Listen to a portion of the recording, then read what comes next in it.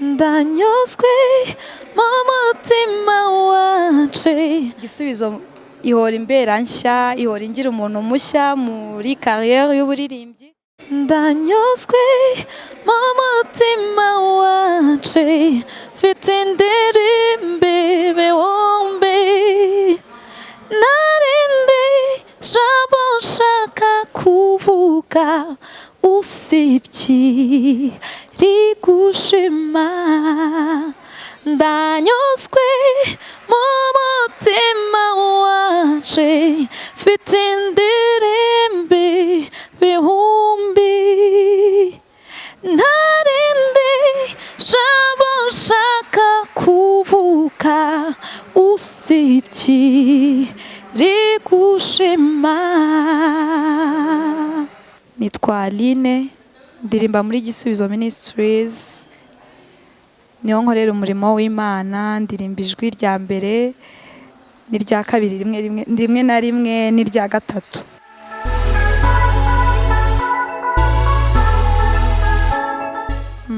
Ntabwo ari igihe kirekire narabikundaga, ariko maze nk'imyaka 4 ndirimba.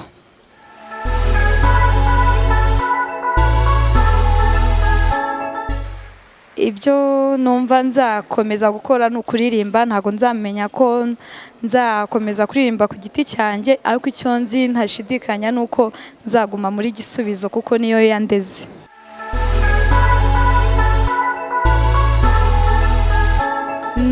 Ikintu cyankuriye cyane muri Gisubizo ni uburyo baririmba. Ni igihe nabarebye ndi umwana mutoya, baje ahantu twari dutuye bararirimba, mba interesse. Ikindi cyatumye mba interesse nuko narebye urukundo bagira, uburyo babayemo nka famille, ndabikunda. Nibyo byanzanye muri Gisubizo.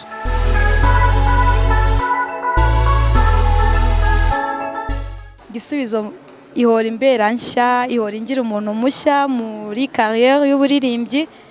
Nicyo mbona gikomeye cyane Gisubizo inyungura, ndetse no mu gakiza.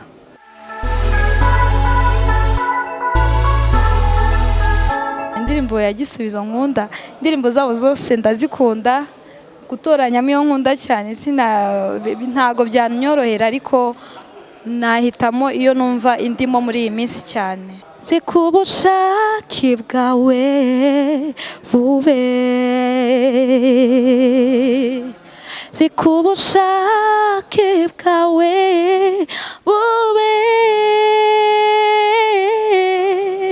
reka ubushake bwawe bube, tuzamuye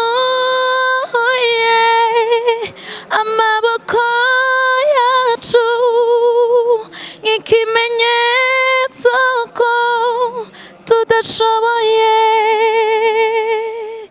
Iyo niyo ndirimbo indimo cyane, kuko izingiyemo amasengesho menshi ndi gusenga muri iyi minsi, nkumva ko ari igisubizo kuri njye muri ino minsi.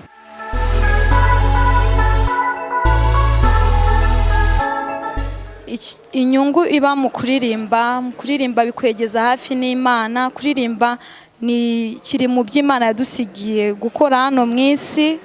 Ni inshingano zacu twese, cyane cyane abajene. Kuririmbira Imana ni byiza, biradufasha mu mibereho isanzwe, kandi ni byiza.